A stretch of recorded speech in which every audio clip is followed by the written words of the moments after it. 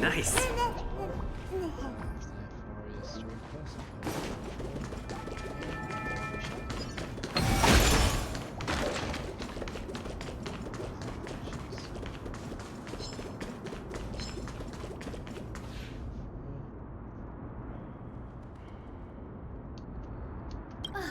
Really now?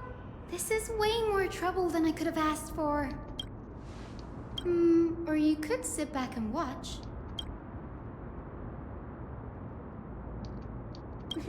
I'm kidding, Danny. Lend me a hand, pretty please.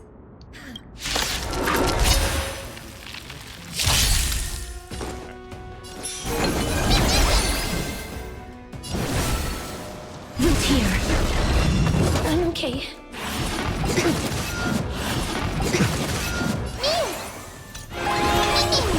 Please cherish this time. As you wish. Grace and elegance. Existence is unity. Step up, let's see ya.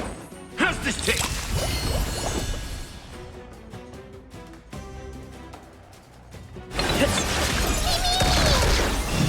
I'm okay. Let him do this. It's not time to say goodbye yet. Mimi.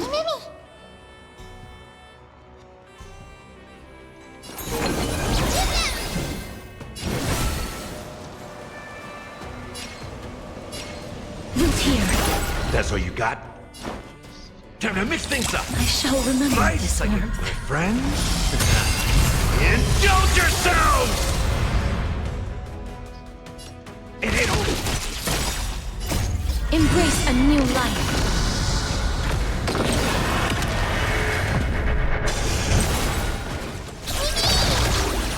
Some value, I suppose. Mimi!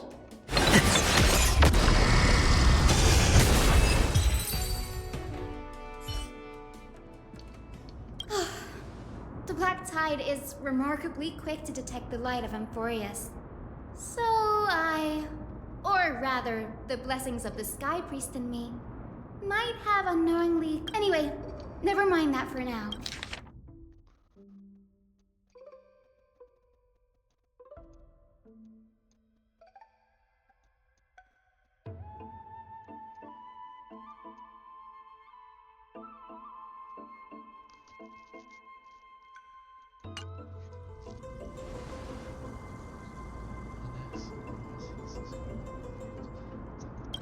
This is new. I didn't know Professor Anaxa was researching the sky. He's never mentioned anything about it. Might is an understatement. Anaxa has never been one to venerate the gods, nor has he ever found it within himself to put any faith in the prophecy. People have come to think of him as a heretic, even in a place as liberal as the Grove. Yet, it is also this very blasphemer that Circe's favors. Fate sure works in mysterious ways.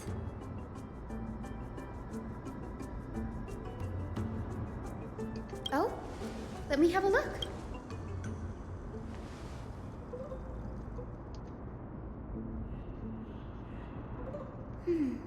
By the looks of them, these scrolls are records of two conversations that took place in the same setting, one after the other. Sure, go ahead. The Grove of Epiphany is home to 7 schools of thought. While all 7 schools are founded on the ideologies of Thalesis, the first scholar, each is unique in its own way. Among them, the Venerationists revere and worship the Titans the most. As the sage of the Venerationists, Euthyphro has always been at loggerheads with Anaxa. If we were to place the 7 sages on the scales of Talanton, Anaxa and Euthyphro would be placed on opposite sides to achieve balance. Nearly everyone in Amphorius has heard the story of the skyships by now. Aquila's stature is loftier than the heavens, and their divine retribution is merciless. That That's why it's no use building giant skyfaring ships. Oh, but I do wonder if a supercharged mini treaty cannon could slip past their watch.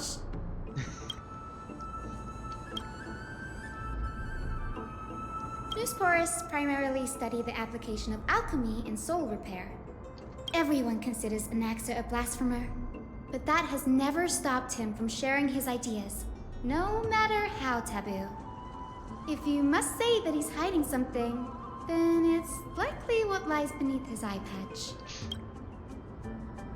Anaxa often says that every failure brings us one step closer to the truth. Perhaps, to him, the crash of the skyship carries a different interpretation. The firmament is not impenetrable.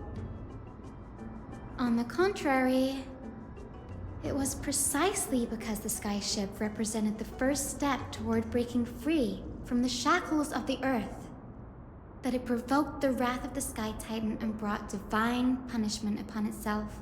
It's a shame that the majority of the Grove's research on Aquila was headed by the Venerationists, with sacrificial rituals making up a predominant part of their findings. Discourse about more esoteric subject matters in relation to Aquila dwindled even further after the skyship incident. So much so that even the scroll is completely new to me.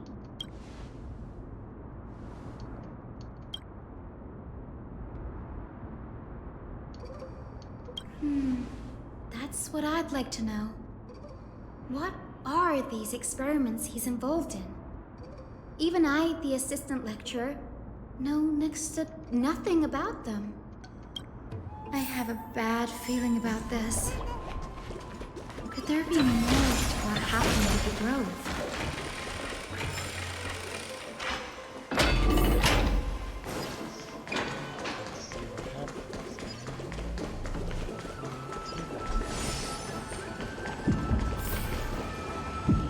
This is the Library of Philia, a place where the Grove stores its collection of tomes.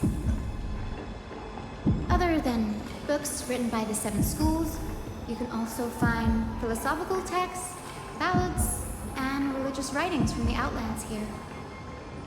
Cities that desire to learn from the Grove were apparently expected to contribute knowledge of equal value to what they saw. We've had more than our fair share of hilarious episodes over the years. For instance, it's said that the Erythrocaramists once borrowed a manuscript from a certain author, but ended up returning a copy instead of the original. What's more, the original manuscript was supposedly then hidden here. Nice? No need to hold yourself back, Danny. You can just tell it like it is. Their behavior was no different from bandits. Whew. You've got me there. Some said you couldn't even find a dictionary in Castrum Kremnos, so I guess they were spared. There are too many books in the Library of Philia. Flipping through them all will take too long. Why don't we use the Biblioslate to search for the texts we need? We can bring them back to Akama for reading after that.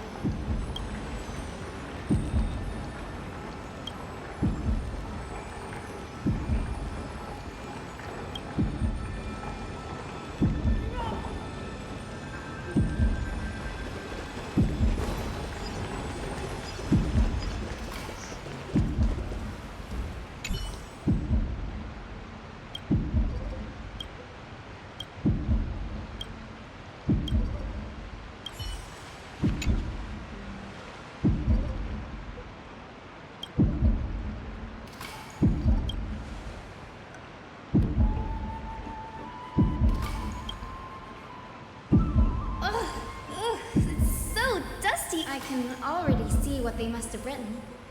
Anaxa has no respect for the gods. His very existence undermines order in our society.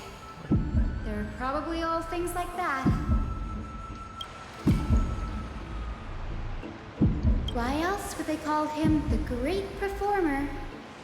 When Anaxa established his school of thought, the first thing he apparently did was read his own work to everyone. the Titans truly an accurate reflection of what humans think gods should be? Worlds created by gods are indubitably perfect, but what of Amphorius? Only foolishness and insensitivity everywhere you turn.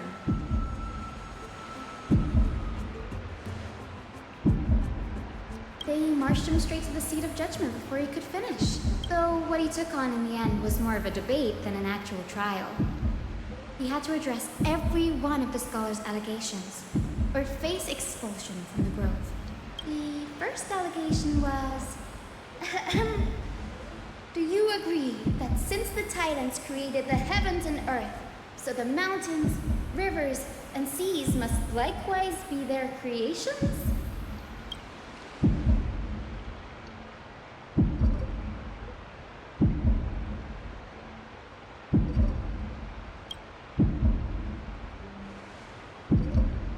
Anaxus said the same thing then. Needless to say, his critics didn't take kindly to his answer, so they followed up with a second allegation. You claim to be studying souls, yet you are, in fact, defiling them and committing acts condemned by the gods. Do you admit it? Anaxa always wears an eye patch, never removing it, even when alone. Some say he used one of his eyes as an alchemical ingredient. Every being in the world owes their safekeeping to Kefali, and this is even more so for the Chrysos heirs who have divine blood coursing through them. If he has really done something of that nature, then it'd indeed be sacrilegious. Thankfully, they had no way to prove it, so it amounted to nothing more than an allegation in the end. One by one, Anaxa engaged in wars of words against those who would challenge him. Toward the end, a scholar asked him, Anaxagoras, have you any respect for the gods? It was only after a brief silence that he answered, I have never denied that Titans are meant to be noble constructs.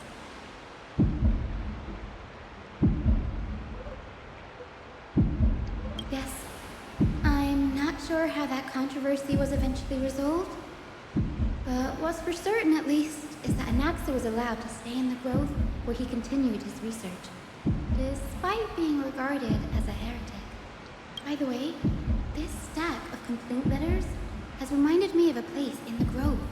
I'm talking about Anaxa's alchemy lab, hidden between the cornerstones.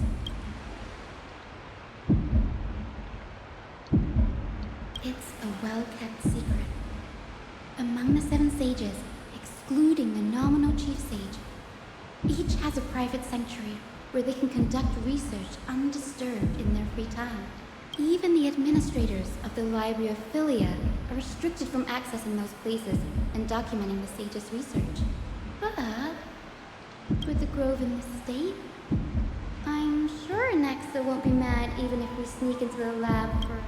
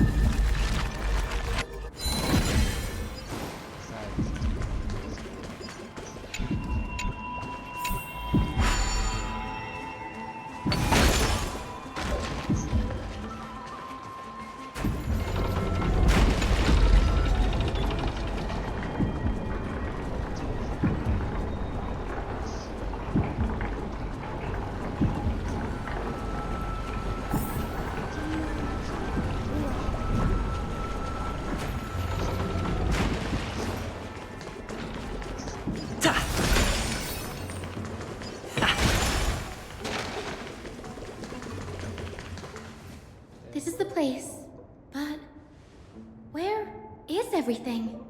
Materials for alchemical experiments, matrix diagrams, and even the seal to the lab. They're all gone. Did the Black Tide destroy it all?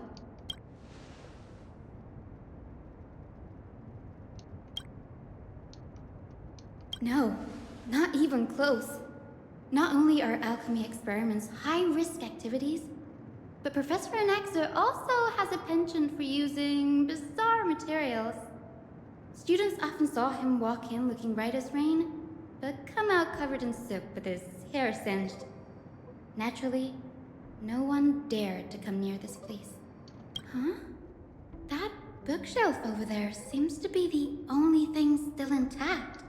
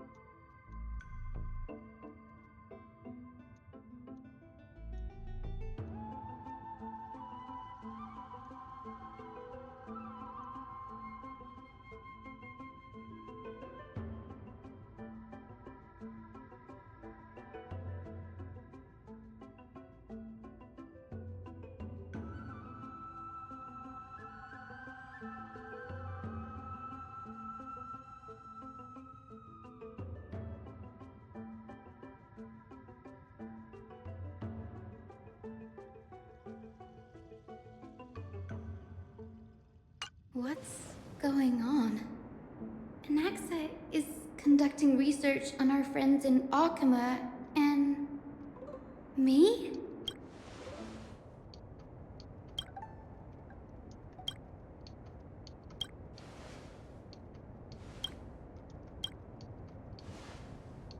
It wouldn't have been so strange if he had focused only on Cassie, given her own curiosity about her origins. Plus, considering that the new sporists have crafted omnipotent medicines capable of curing diseases, it also makes sense that he would conduct research on immortal Chrysos heirs. But now, it seems Anaxa's objective was never to create medicine, but to identify the origin of the golden blood and figure out its inner workings.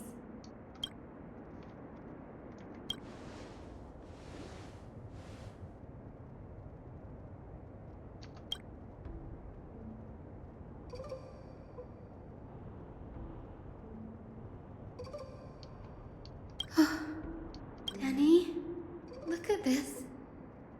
I have a bad feeling about this.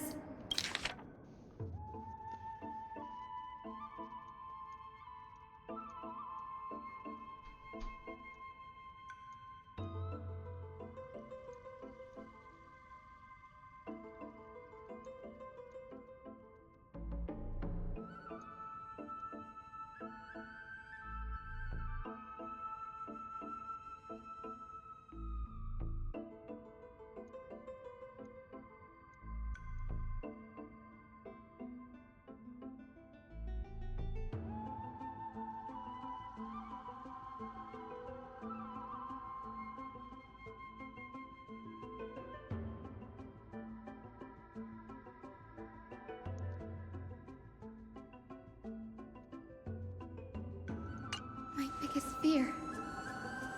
It's come true. After going through his notes, I think I can piece it all together now. Anaxa was carrying out experiments on soul transmutation. Yes, this is what he was secretly conducting research on. Something he had to keep hidden from others. Compared to his public speeches, this is the real blasphemy. Oh, I just thought of something. Do you remember when the Black Tide was approaching? The Grove had planned to send Cersei's core flame to a safe place. But an accident happened along the way, and Anaxa lost his life in the process? That's right. But what if Professor Anaxa's fusion with the core flame of reason wasn't... Put yourself in his shoes. Knowing that the Black Tide was closing in and your time was running out. Exactly. When the Black Tide came, the true reason Anaxa headed to the Luminary Throne was to transmute and fuse himself with the Titan's core flame. No. Judging from how he reacted after the event, the results came as a surprise. Maybe he failed to consider the possibility that Circe's would make a similar decision. The manuscripts detailing all the alchemical formulae have been taken away. His research? Like, what? There's only one Titan left in the world now. No. No way.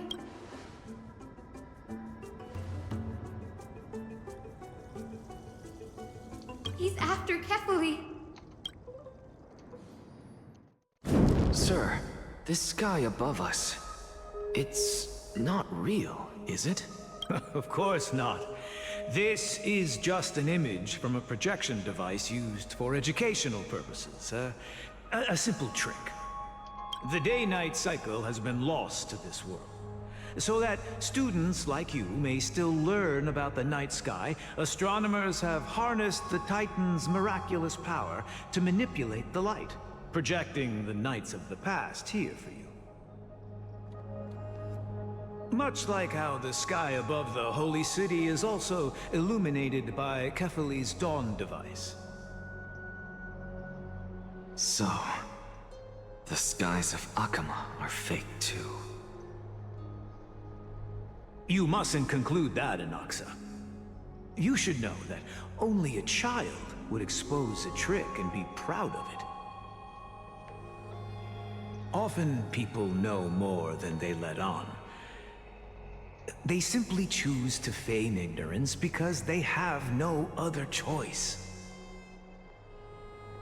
Then they're just deluding themselves.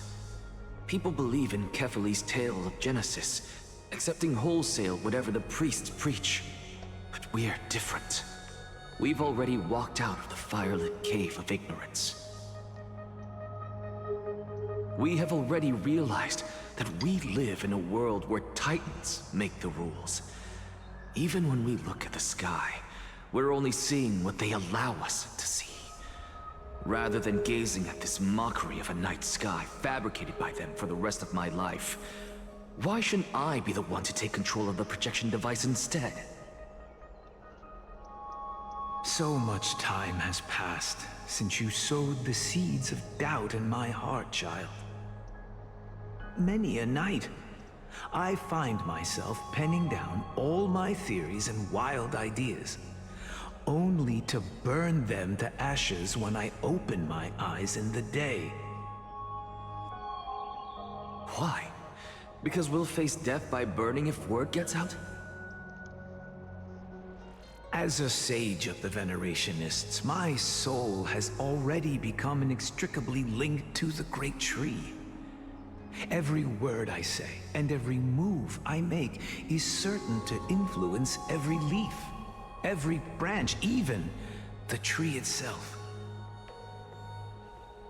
But above all else, my days are numbered. Instinctively, I have my doubts about the golden blood and the human soul, yet I have no means of verifying them. The golden blood in my veins is woefully thin, and I am loath to waste what little time I have left obsessing over a hypothesis that cannot even be proven in the first place. But I can, sir. I can do it for us. The time is right. Give me all that I need, and I shall accomplish this grand feat on your behalf.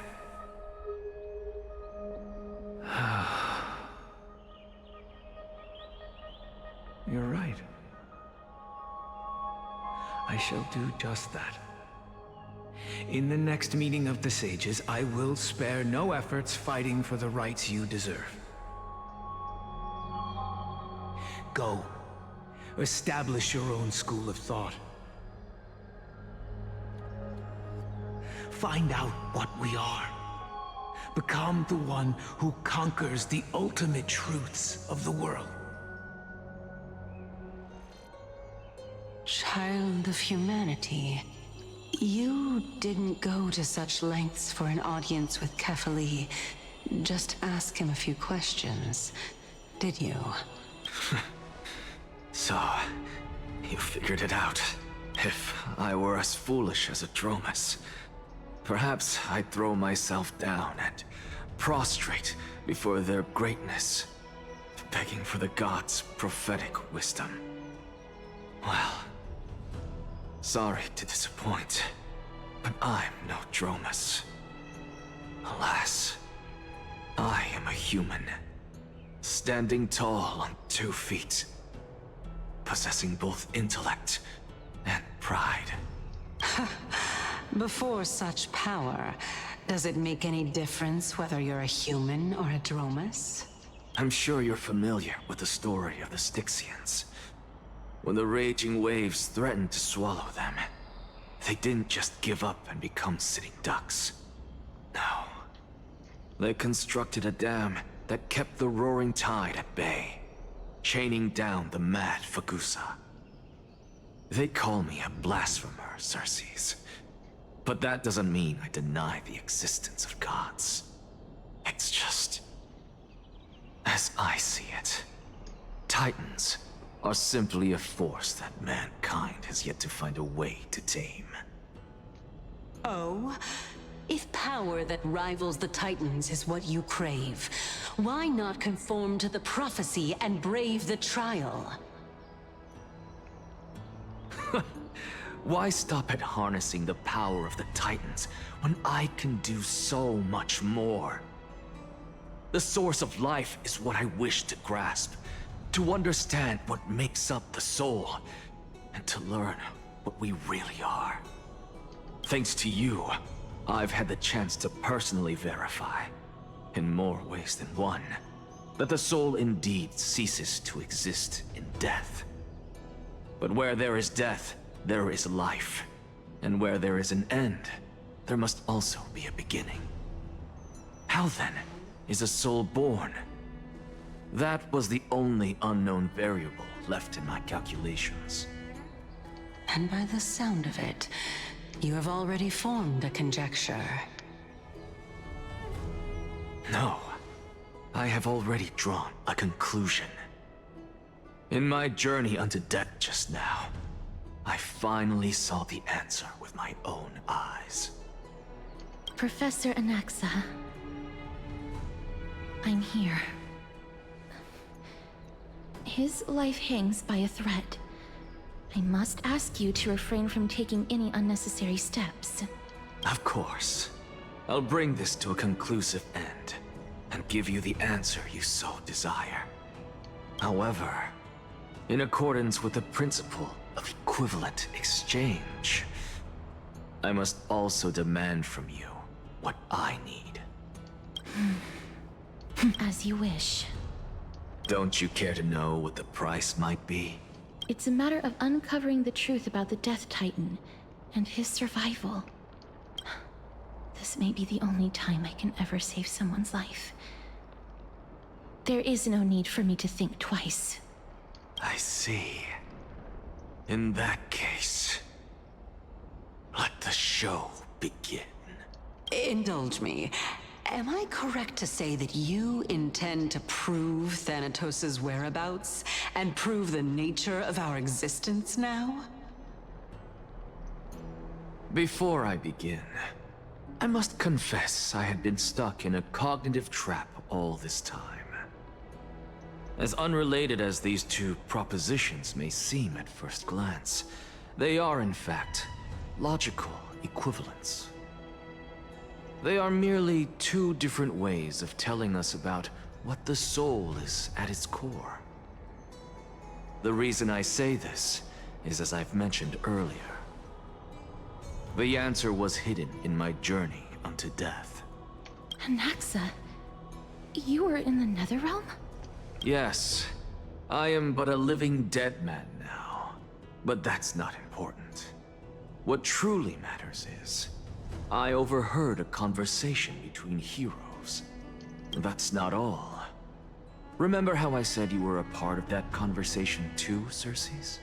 And I've told you that I have no recollection of such an event. That was likely just an illusion conjured up by the mind of a dying man.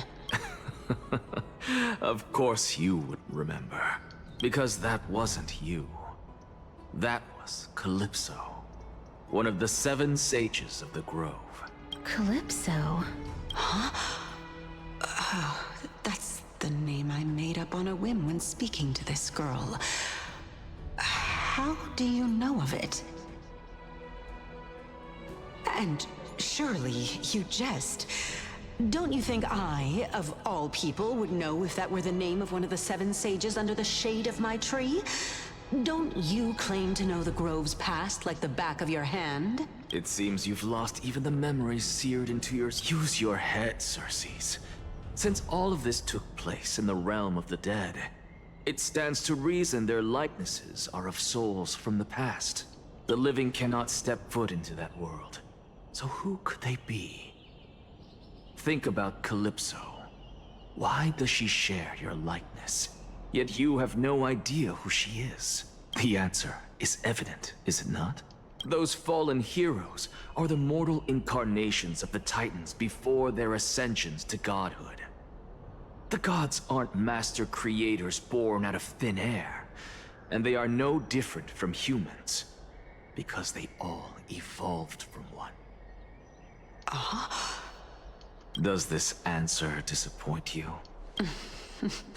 Yes, because you've answered nothing.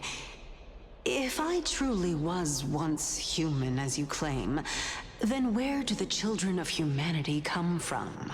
Even on the off chance that you speak the truth, this brings us no closer to grasping Thanatos' whereabouts. How are we to find them? I knew you would say that. But it matters not. I know what I'm doing. Actually, why don't we have this supreme being standing before us tell us everything? You can Humans cannot return from the dead. Neither can gods. But all we need to do is look at this from a different perspective, and the problem will resolve itself. The solution is simple. Just like what you did to me. If I'm reborn as Kefali, I can rebuild the world and all within it as they once did. Simple, is it not? Are we gonna see what happens? Or are we gonna let... I have news from Hyacinth and Dan Heng. Anaxa might be trying to do something with Kefali's divine bot. Kefali? But what could Anaxa want? Is the Council of Elders going to sit around and let such a sacrilegious act unfold? That is not possible. He is indeed the great performer, capable of fooling anyone and everyone with his tricks. I'm sorry. No need for guilt, for this is good news to us. The Council of Elders has found themselves a traitorous ally. Anaxa's ambitious desires will be something we can exploit.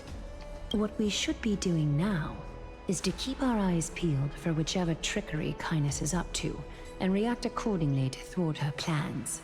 Being Akima's political center, the Demigod Council holds just as much significance as the Vortex of Genesis.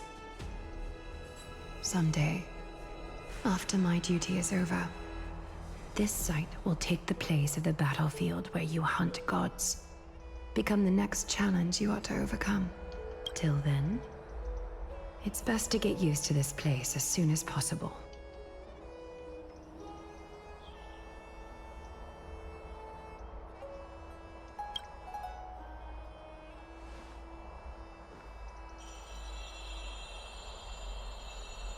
Preposterous!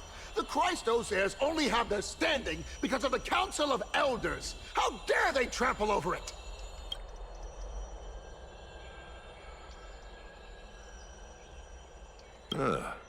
It's been a while.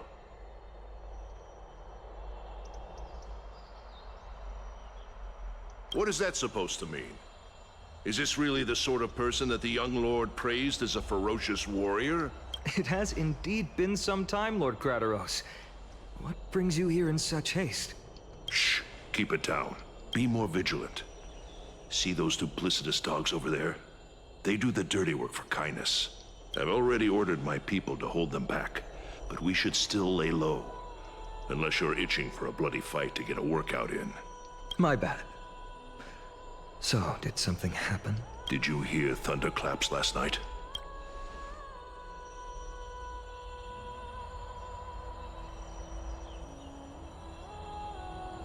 Very entertaining. Thunderclaps are beacon signals of strife. They are a message from the young lord. He threw a spear bearing several words at Akama. Watch out. The Flame Reaver is back. I guessed as much. We didn't actually kill them back at the Kremnos Arena. I figured this is something you would want to know. We Kremnoans never back down from a fight. So if you plan to take that thing down in a battle, reach out to me anytime. You have my gratitude.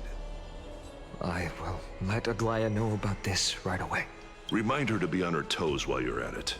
That vicious kindness has been unusually active lately. Those lackeys she keeps under cover have been going in and out of the city a lot more frequently these days.